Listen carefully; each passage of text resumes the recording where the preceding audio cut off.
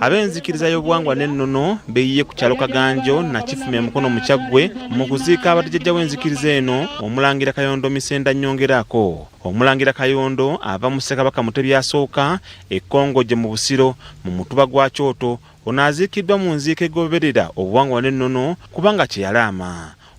Kubanga Omulangira ono abadde amanyi okunoonya omutuba gwe gukola ki gabe kutambula.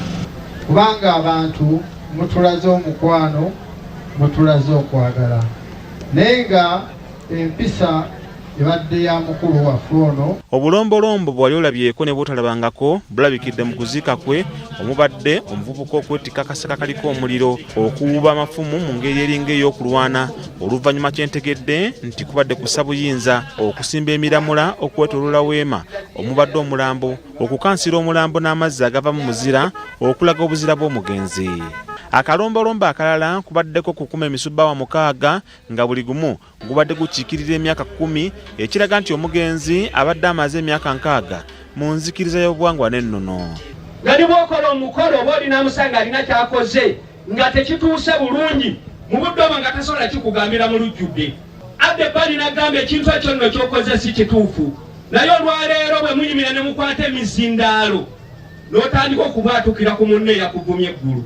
Wabaddewo okusaba n'okusinza mu ngeri y'ekinnansi era bonna abakulembeddemu ebibadde bigenda mu maaso babadde banekanekanye mu ngoye enzirugavu. Omugenzi ye yasooka okubeera Ssaabakabona w'enzikiriza y'obuwangwa n'ennono kyokka bwe yagenda agonda n'akuzibwa n'afuuka jjajja w'enzikiriza era ono nga tannaziikibwa abagoberezi balonze jjajja w'enzikiriza omulala n'okukakasa Ssaabakabona omuggya.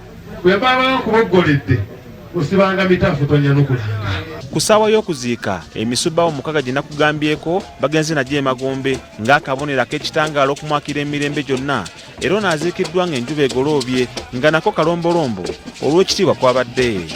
Abatuuze mu kitundu kino boogedde ku mikolo gino era bangi bongedde okwewuunya n'okwegomba okuziikibwa bwe bati. Mbanga nzijuluddwa mu bulamu bw'ensi eno banziikanga mu buwangwa na nnono naye nga sikyewuunya ne taata wange bamuziika bwe bati Ekyaggwe. Ebyennono nebye bakoze bye bisinza okuneewuunyisa. Ngenda kwebaza BBS nti mwebale kutambuza kamera ku mikolo bwegiti. Nsaba omwoyo gwa ggwanga ogutafa gubatambulirengako mwebalire ddala. Omuyima w'enzikiriza eno era pulezidenti w'abasawo b'ekinnansi Nalongo Nansamba Mutongole asabye ab'enzikiriza y'obuwangwa n'ennono okukomya okwerumaaluma. Tuleme okugamba nti ate kino kiwayi kya gundi kino kya gundi kino kiwayi kya gundi. Mbasaba tubeere omuntu omu kubanga buli lwe tubeera omuntu omu teriyo muntu asobola kututematemamu. Nalongo Nansamba agamba nti enzikiriza yaabwe evuddemu empagiruwaga era ebadde bakumaakuma.